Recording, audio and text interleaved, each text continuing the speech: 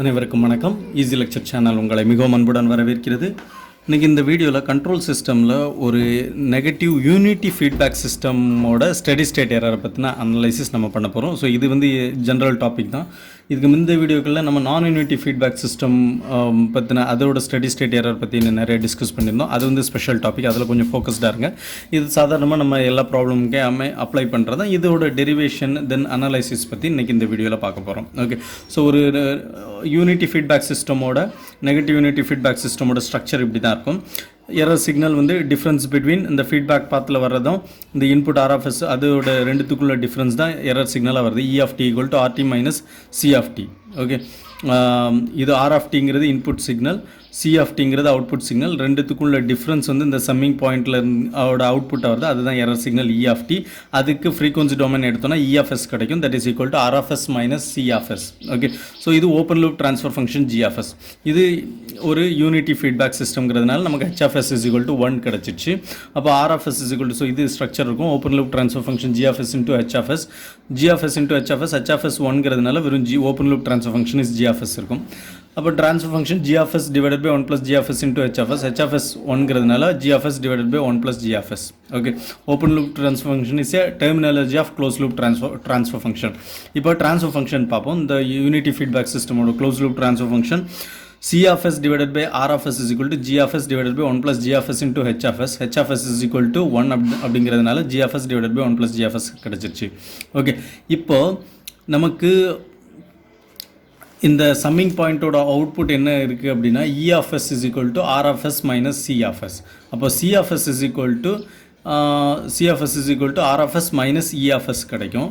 அதை நம்ம இங்கே சப்ஸ்டிடியூட் பண்ணுவோம். CFS = GFS - EFS கிடைக்கும். இதை வந்து நம்ம 1ல் சப்ஸ்டிடியூட் பண்ணோன்னா GFS.EFS / RFS = GFS. சாரி, இது வந்து டாட் மைனஸ் கிடையாது. CFS = GFS × EFS. இன்னும் கேட்டால் இதுலேருந்து EFS வருது. இந்த EFS தான் இதுலேருந்து EFS வருது. இந்த சம்மிங் பாயிண்டோட அவுட்புட் EFS வருது. அந்த EFS தான் GFS அப்படிங்கிற பிளாக் வழியாக போய் நமக்கு CFS = EFS × GFS கிடைக்கும். அப்போ CFS = GFS × EFS இந்த ஈக்குவேஷனை நம்ம இந்த க்ளோஸ் லூப் ட்ரான்ஸ்ஃபர் ஃபங்க்ஷனில் சப்ஸ்டிடியூட் பண்ணோன்னா நமக்கு எப்படி கிடைக்குன்னா GFS.EFS / RFS = GFS / 1 + GFS. GFS cancel ஆயிரும். அப்போ EFS = RFS கிராஸ் மல்டிப்ளை பண்ணால் RFS / 1 + GFS கிடைக்கும். ஓகே, நமக்கு ஃபைனல் வேல்யூ தியரம் படி ஸ்டெடி ஸ்டேட் எரரோட ஃபார்முலா என்னென்னா ESS = error at infinity = limit s tends to 0 s into EFS. Okay, so ESS = limit s tends to 0 s into EFS என்ன RFS / 1 + GFS. அதை நம்ம substitute பண்ணுறோம். So இந்த equation படி steady state error வந்து function of RFS and GFS. இப்போது RFS வந்து input. Okay, so input வந்து என்னவாக இருக்கலாம்? ஒரு ஸ்டெப் இன்புட்டாக இருந்தால் எப்படி இருக்கும், ரேம்ப் இன்புட்டாக இருந்தால் எப்படி இருக்கும், தென் ஒரு பேரபோலிக் இன்புட்டாக இருந்தால் எப்படி இருக்கும் அப்படிங்கிற விஷயம் நமக்கு இதுலேருந்து ஒரு டிஃப்ரெண்ட் பேராமீட்டர்ஸ்க்கு டிஃப்ரெண்ட் இன்புட்டுக்கு என்ன ஸ்டெடி ஸ்டேட் எரர் என்ன வரும் அப்படின்னு பார்க்க போகிறோம். அது சம்மந்தப்பட்ட GFSம் என்னவா இருக்கும் அப்படிங்கிறதையும் பார்க்க போகிறோம். ஓகே, ஸோ ஸ்டெடி ஸ்டேட் எரர்ங்கிறது function of input and open loop transfer function GFS. இப்போ கேஸ் 1 RT = UT ஒரு ஸ்டெப் சிக்னலாக இருக்குது. அப்போ RFS என்னவாக இருக்கும்? 1/s. அப்போ ஸ்டெடி ஸ்டேட் எரர் என்ன? limit s tends to 0 s into 1/s / 1 + GFS. அப்போ S கேன்சல் ஆயிரும். இந்த ஈக்குவேஷன் படி limit s tends to 0 1 / 1 + GFS கிடைக்கும். ஓகே, இப்போ இதில் பொசிஷனல் எரர் கோஎஃபிஷியன்ட் நம்ம டிஃபைன் பண்ண போகிறோம். KP = limit s tends to 0 GFS. limit s tends to 0 இங்கே வேறு எங்கேயும் GFS இல்லை, இங்கே மட்டும்தான் GFS இருக்குது, மிச்சம்லாம் 1 தான். அப்போ limit s tends to 0 GFSங்கிறது என்னது? KP. ஓகே, அப்போது ஸ்டெப் இன்புட் அதர்வைஸ் அப்போ இந்த ஈக்குவேஷன் இங்கே limit s tends to 0 GFSஸை நம்ம எப்படி சப்ஸ்டிடியூட் பண்ணலாம்? KPயால் ரீப்ளேஸ் பண்ணிடலாம். அப்போ ESS = 1 / 1 + KP வந்துருச்சா? For step input steady state error. Okay, steady state error for step input என்ன அப்படின்னா ESS = 1 / 1 + KP.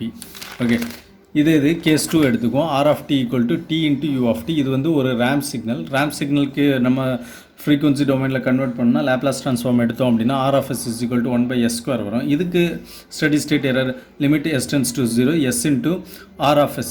So RFS 1/s² / 1 + GFS. அப்போ எஸ் கேன்சல் ஆயிரும் 1/s நமக்கு இங்கே இருக்கும். அப்போ limit s tends to 0 1 divided by s plus s into g of s கிடைக்கும். Okay, so s வந்து டினாமினேட்டரில் வந்து அதை மல்டிப்ளை பண்ணு s into 1 s into g of s இங்கே வந்துடுது. இப்போ லிமிட் s tends to 0 இங்கே இந்த s 0 ஆயிடுது. அப்போ 1 divided by s into g of s கிடைக்கும். இதில் இந்த limit s tends to 0 s into g of s இருக்கு இல்லையா, நம்ம இதுக்கு ஒரு எரர் கோஎஃபிஷியன்ட் டிஃபைன் பண்ணுறோம். அதான் velocity error coefficient. Okay, so velocity error coefficient kv is equal to limit s tends to 0 s into g of s. Okay, so ramp input இருந்ததுன்னா நம்ம velocity அது ஈக்குவலன்ட் டு வெலாசிட்டி இன்புட். அப்போ நமக்கு steady state error equal to 1/kv இருக்கும். இது வந்து ramp input இருக்கிற பட்சத்தில். இதே மாதிரி பேரபோலிக் இன்புட் இருக்கிற பட்சத்தில் இதே மெத்தடில் நம்ம டிரைவ் பண்ணோம்னா நமக்கு steady state error equal to 1 divided by acceleration error coefficient கிடைக்கும். Okay, so acceleration steady state error equal to 1 divided by acceleration error coefficient Ka for parabolic input. Okay, so acceleration error coefficient ஓட formula என்னன்னா K equal to limit s tends to 0 s square into g of s. இதுதான் acceleration error coefficient, then velocity error coefficient, parabolic error coefficient குள்ள வித்தியாசங்கள். Acceleration error coefficient limit s tends to 0 s square into g of s. Velocity error coefficient Kv equal to limit s tends to 0 s into g of s.